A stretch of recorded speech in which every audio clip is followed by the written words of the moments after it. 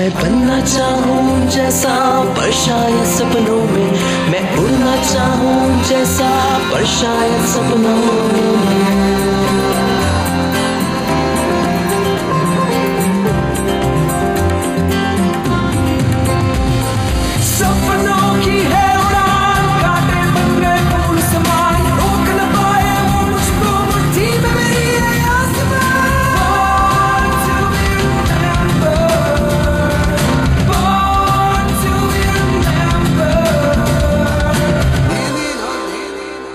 कुछ लोग ऐसे होते हैं जो जिंदगी की राह में ऐसी मंजिल पा लेते हैं कि फिर उनका तय किया हुआ सफर भी एक मिसाल बन जाता है।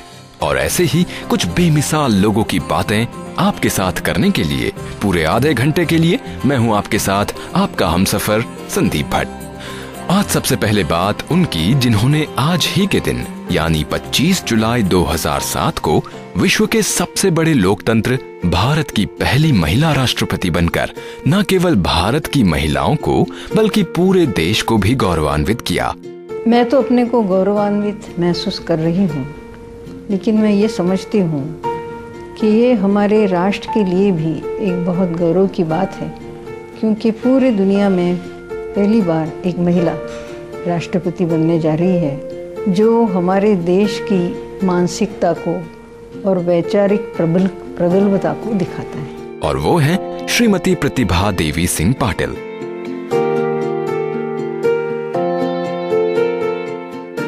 दोस्तों, दुनिया में कुछ ही ऐसे देश हैं जहां महिलाओं को इतना सम्मान और इतनी समानता दी गई है, और उन्हीं चंद देशों में शामिल है हमारा देश भारत भी, जिसने आज ही के दिन यानी 25 जुलाई 2007 को दुनिया को दी भारत की 12वीं और पहली महिला राष्ट्रपति।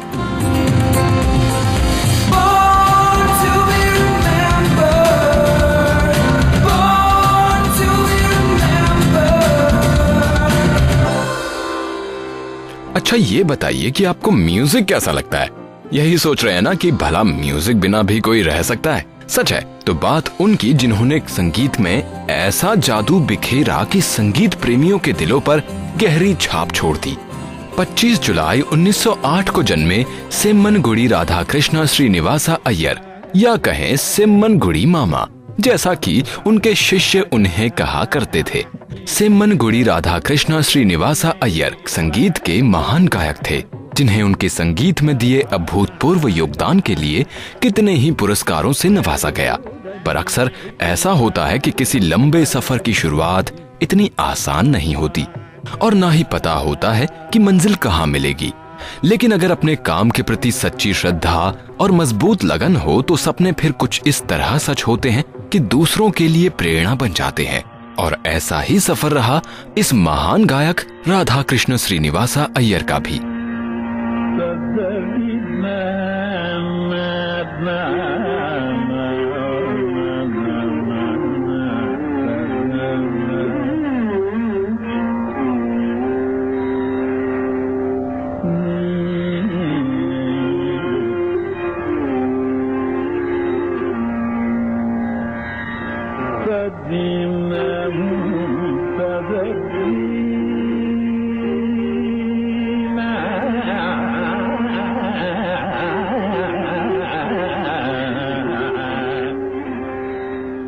उनका जन्म तंजौर डिस्ट्रिक्ट के तिरुकोडिकवल में हुआ। वो अपने पिता राधाकृष्ण अय्यर और मां धर्म संवर्धनी अम्मल की तीसरी संतान थे, लेकिन उनके माता पिता ने उन्हें संगीत की शिक्षा के लिए अपने मामा के साथ रहने के लिए भेज दिया, जो खुद एक वायोलिन माएस्ट्रो थे। और वहीं से उनका रुझान संगीत की ओर होने लगा, क्योंकि ये तो उन्हें विरासत में ही मिला था। लेकिन उनके 4 साल के होते ही उनके मामा की मृत्यु हो गई, और इसके बाद उनके माता पिता उन्हें वापस अपने घर सेम्मनगुडी में ले आए। इसके बाद 8 साल की उम्र में शुरू हुई उनकी संगीत की शिक्षा, जो उन्हें दी उनके कजन सेम्मनगुडी नारायण स्वामी अय्यर ने। और ये शिक्षा इतनी आसान नहीं थी। शिक्षकों के संरक्षण में उनसे कड़ी मेहनत करवाई जाती थी, और इस बीच उन्होंने कई लोगों से सीखा। नारायण स्वामी अय्यर से उन्होंने कई वर्णम और कीर्तनम सीखे, और खूब मेहनत के बाद 1926 में उन्होंने आखिरकार अपना पहला रिसाइटल कुंभकोणम में परफॉर्म किया।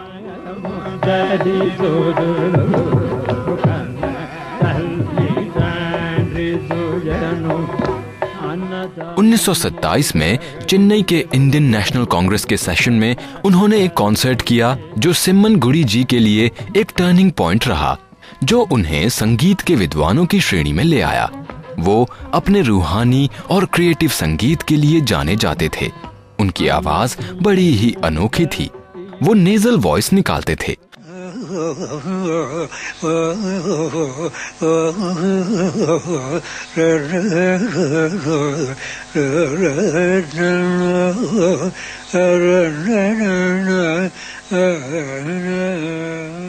उन्होंने कई कॉन्सर्ट्स ऐसे भी किए जिसमें उन्होंने किसी भी इंस्ट्रूमेंट के साथ संगत नहीं की।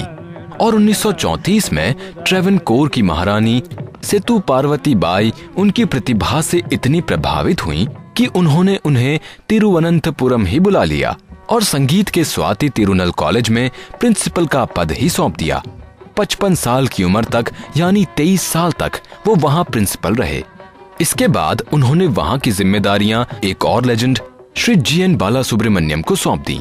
1957 से 1960 तक ऑल इंडिया रेडियो मद्रास के चीफ प्रोड्यूसर भी रहे।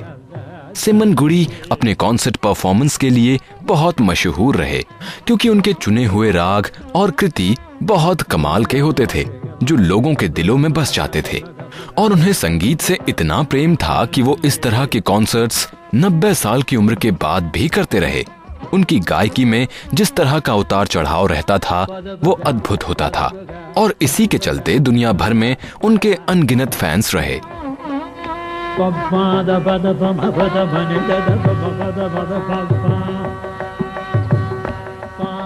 उनके यादगार कॉन्सर्ट्स में से रहे मृदंगम और वायलिन के साथ उनकी गायकी की जादुई जुगलबंदी, और जहां उनके वक्त के गायकों की आवाज काफी भारी और सधी हुई होती थी, वहीं वो अपनी गायकी में नेजल टच का इस्तेमाल करके अलग और अद्भुत प्रभाव छोड़ते थे। इसलिए उनकी आलोचना करने वालों की भी कमी नहीं थी। लेकिन उनकी इसी आलोचना को भी सिम्मन-गुडी ने एक चुनौती के तौर पर लिया और अपनी आवाज को निखारने के लिए इतनी मेहनत की कि वो कार्नेटिक संगीत के लिविंग लेजेंड बन गए। सच है दोस्तों, अगर कुछ करने की ठान लें तो रास्ते अपने आप निकल आते हैं। நம்ம கர்நாடிக் மியூசிக்கில் தோடி ராகத்தில் ஜன்யம், அதாவது 8வது மேளத்தில் ஜன்யம், இது நிஷாதாந்திய ராகம், பாஷாங்க ராகம், நீ சா கரி கா கரி கா மவரவா தனி ரவ பமகா மபமகரி சரி நீஷா, அதானது ஷட்ஜம், கோமல ரிஷபம், அந்தீவிர ரிஷபம், கோமல காந்தாரம், கோமல் மத்தியமம், பஞ்சமம், கோமல் தெய்வத்தம், கோமல் நிஷாதம், பாஷாங்கராகம், 2 ரிஷபம் வருது, அதுதான் பாஷாங்கராகம் பேர். இந்த ராகம் காருண்ய ரசத்தை, கருணாரசத்தில் உள்ள ஒரு ராகம். இது ரொம்பவும் பக்தி ஸ்ரத்தையா பாடப்பட்ட உருப்படிகள் எல்லாம் இந்த ராகம் வரக்கூடிய ராகம். इस महान गायक ने संगीत को बहुत महान धरोहर दी है, जिसके लिए भारत सरकार ने इन्हें पद्म भूषण और पद्म विभूषण से भी सम्मानित किया। उन्हें 1947 में संगीत कलानिधि पुरस्कार दिया गया था और 1953 में संगीत नाटक अकादमी अवार्ड के साथ साथ उन्हें मिला कालिदास अवार्ड भी। उनके शिष्य आज भी अपने सिम्मन-गुडी मामा की संगीत की धरोहर को आगे बढ़ा रहे हैं। 95 साल की उम्र में सिम्मन-गुडी अक्टूबर 2003 में इस दुनिया को अलविदा कह गए, लेकिन उनका संगीत आज भी उनकी कला के रूप में जिंदा है। ऐसे महान संगीत के कलाकार सिम्मन-गुडी राधाकृष्णा श्रीनिवासा अय्यर को हम सलाम करते हैं।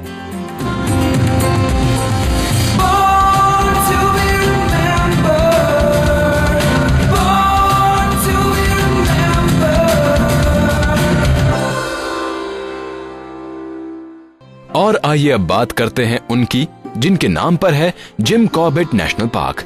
यानी एडवर्ड जेम्स जिम कॉबेट की। जिम कॉबेट एक आयरिश मूल के भारतीय लेखक, पर्यावरणवादी और एक कुशल शिकारी थे। जिम कॉबेट का जन्म 25 जुलाई 1875 में नैनीताल के पास काला डूंगी में हुआ था। उनके पिता विलियम क्रिस्टोफर और मां मैरी जेन कॉबेट की 13 संतानों में से वो 8वीं संतान थे। 1862 में उनके पिता की पोस्ट मास्टर के रूप में नियुक्ति नैनीताल में हो गई और वो अपने परिवार के साथ काला डूंगी में रहने लगे। लेकिन जिम मात्र 4 साल के थे जब उनके पिता की मृत्यु हो गई और उसके बाद उनके बड़े भाई की नियुक्ति उनके पिता की जगह हो गई और इस तरह पिता के जाने के बाद भी वो उसी जगह पर रहे। बहुत छोटी सी उम्र से ही जिम को वाइल्ड लाइफ और जंगलों से बड़ा प्रेम था। उनके बारे में जानना जिम को बहुत रोचक लगता था। छोटी सी उम्र में भी वो पक्षियों और जानवरों को उनकी आवाज से ही पहचान लेते थे और धीरे धीरे वो एक बहुत अच्छे शिकारी बन गए। जिम नैनीताल के ही ओके ओपनिंग स्कूल में पढ़ते थे, जो बाद में हैलेट वॉर स्कूल के नाम से भी जाना गया और आज बिरला विद्या मंदिर नैनीताल के नाम से जाना जाता है।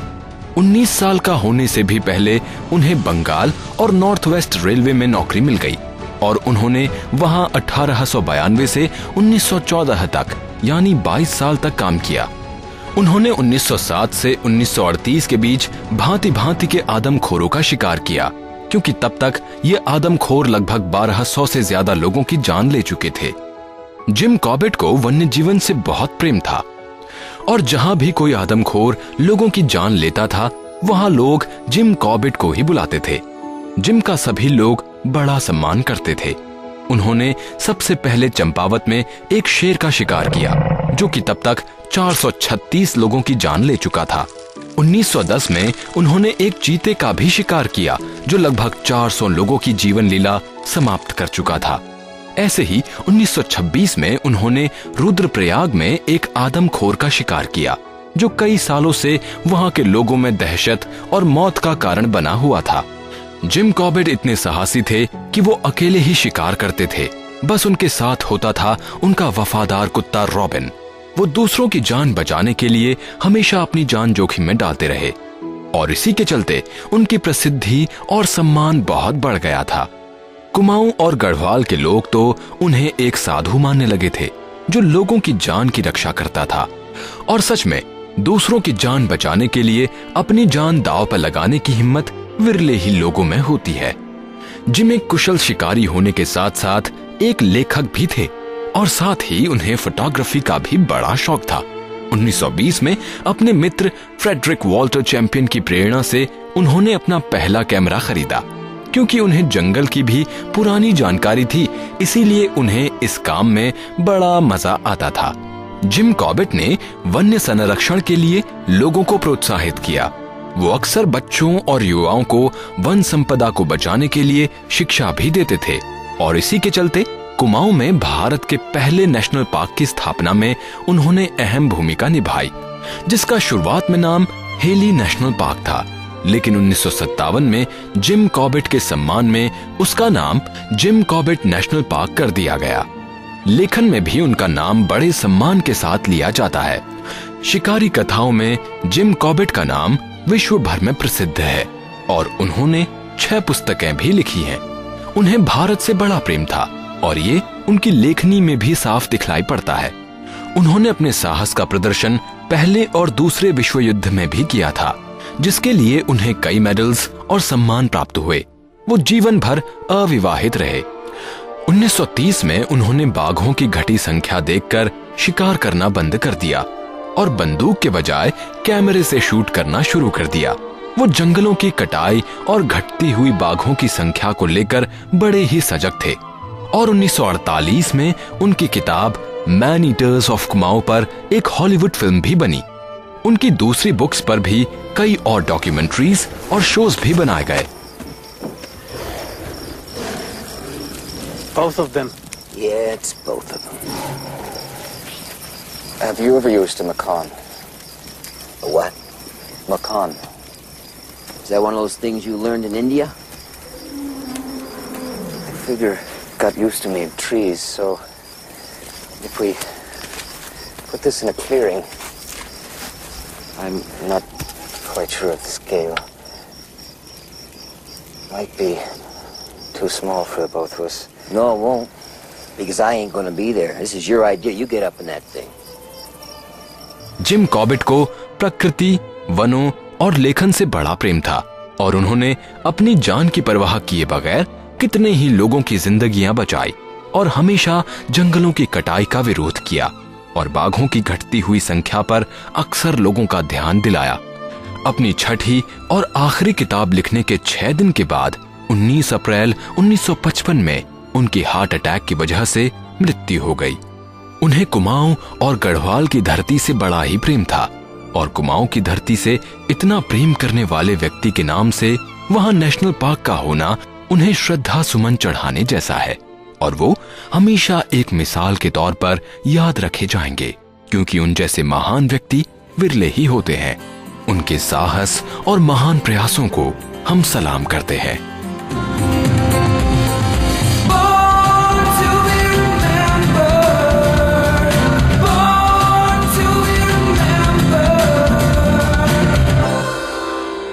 साइंस यानी विज्ञान मानव जीवन के इस जटिल रहस्य को समझने का एक ऐसा माध्यम है जिसके द्वारा हम जीवन से जुड़ी कितनी ही गूढ़ बातों और रहस्यों को ज्ञान के रूप में जान पाते हैं।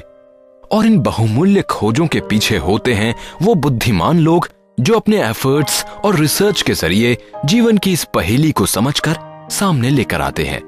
और आज हम बात करेंगे उनकी जिन्होंने सबसे पहले मानव रचना का आधार कहे जाने वाले डीएनए और आरएनए को उसकी संरचना को पहचाना और वो पर्सनैलिटी हैं रोज़लिंड एलसी फ्रैंकलिन।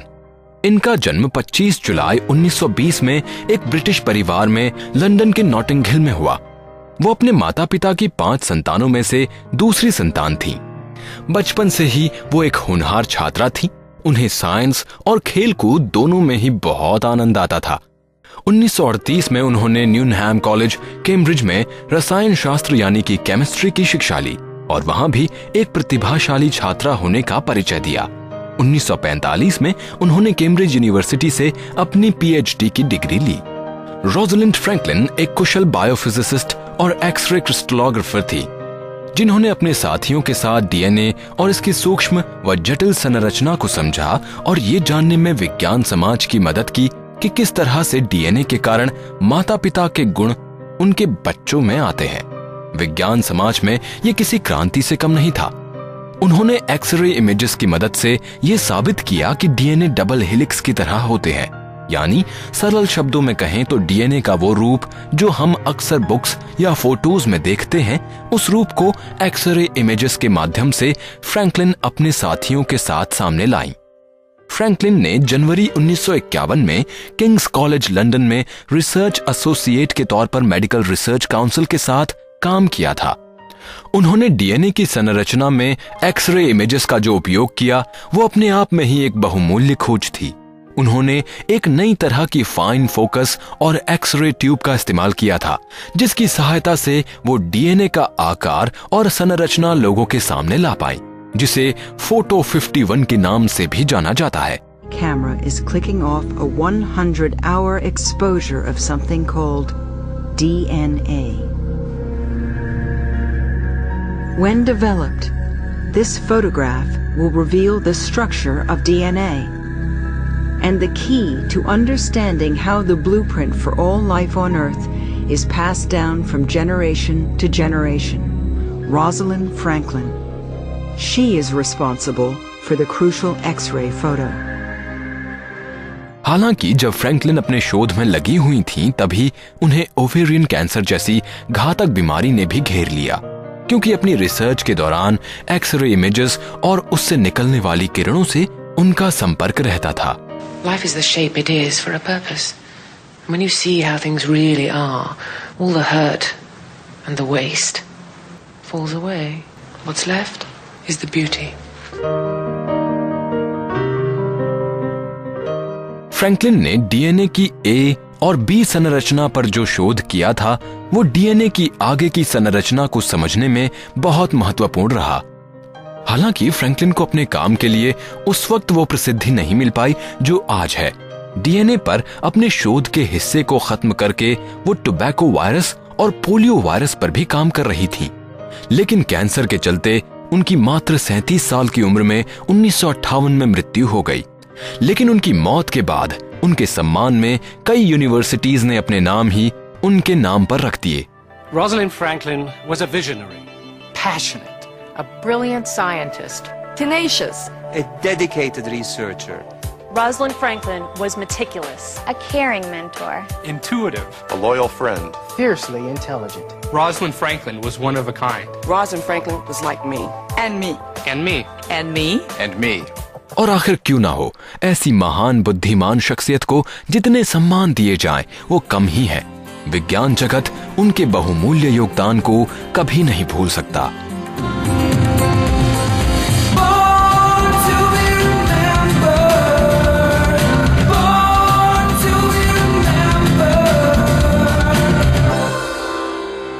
पृथ्वी एकमात्र ऐसा ग्रह है जहां जीवन है, लेकिन किसी और रूप में ही सही। क्या जीवन किसी और ग्रह पर भी संभव है? ये ऐसा प्रश्न है जो चाहे विज्ञान जगत हो या कोई भी आम व्यक्ति, सबके मन में एक कौतूहल भर देता है। और जब भी किसी दूसरे ग्रह पर जीवन का प्रश्न आता है, सबसे पहले मार्स यानी मंगल ग्रह का ही जिक्र होता है। हालांकि मनुष्य मंगल की धरती तक पहुंच चुका है, लेकिन अभी भी न जाने कितने ही रहस्य ये ग्रह खुद में छुपाए हुए है। अगर वहां से मिलने वाली हर जानकारी विज्ञान जगत के लिए मंगल ग्रह को और ज्यादा जानने का मौका देती है, तो वहीं साथ ही कई सवाल और संदेह भी खड़े करती है। मंगल पर कुछ ऐसी तस्वीरें खींची गईं, जिन्हें देखने पर वो आकृतियां किसी चेहरे जैसी लगती हैं और जिन्हें साइडोनिया फेसेस का नाम दिया गया है। और तभी से इस मुद्दे पर एक लंबी बहस छिड़ी हुई है कि क्या वो वहां पर जीवन के होने का कोई सबूत है। नासा के कुछ विशेषज्ञों ने जब इन तस्वीरों को नई तकनीक के साथ ज्यादा करीब से देखने का प्रयास किया, तो उनमें वो काफी बातें समान दिखाई दी जो एक चेहरे में होती हैं। उनके चेहरे जैसी आकृति को देखने से आंखों की बनावट साफ दिखाई दे रही थी, लेकिन इसकी तह तक जाने के लिए इन तस्वीरों का दोबारा लिया जाना बेहद जरूरी था। इसलिए 35 दिन बाद फिर से उसी जगह की दोबारा से तस्वीरें ली गईं, जिनमें वो चेहरे ज्यादा साफ दिखाई दे रहे थे। ये आकृतियां, जिन्हें साइडोनिया फेसेस कहा गया है, वहां की हलचलों और वातावरण में हुए परिवर्तनों का परिणाम भी हो सकती हैं। जिस तरह हम बादलों को देखकर उसे कल्पना में कोई आकार देने लगते हैं, उसी तरह ये फेसेस भी हो सकते हैं। That's disturbing. Why the difference in quality? Oakland says the image has been tampered with, so we can't see detail very well. Technically looking at this, all that's been done is to throw most of the imaging data away and then enhance what's left to produce a very noisy image. लेकिन वहीं वो वैज्ञानिक जो मंगल ग्रह पर होने वाली हर हलचल पर नजर रखते हैं, उन्होंने उस जगह से मीलों दूर वैसी ही एक और तस्वीर ली और उसमें भी एक चेहरे जैसी ही बनावट साफ दिखाई दे रही थी। If we ever encountered evidence of extraterrestrials in terms of ruins or something like that, would be the sign of the community itself, because they have the most rigid views of reality. लेकिन मंगल ग्रह पर जीवन है या नहीं, इस पर हर दिन नई जानकारियां जुटाने में पूरा विज्ञान जगत लगा हुआ है और शायद वहां के सभी रहस्यों को एक दिन सुलझा लिया जाए। लेकिन आज ही के दिन खींची गई इन तस्वीरों ने दुनिया को एक नया रहस्य दिया है।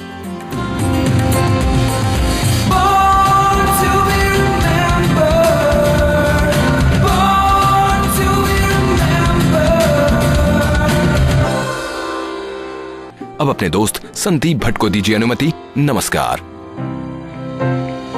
मैं बनना चाहूं जैसा पर शायद सपनों में, मैं उड़ना चाहूं जैसा पर शायद सपनों में।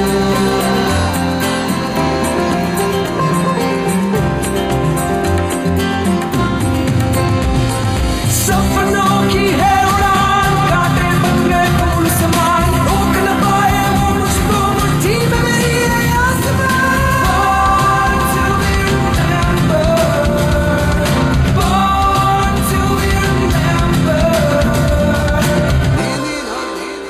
इस कार्यक्रम के कार्यकारी निर्माता जैनेंद्र सिंह।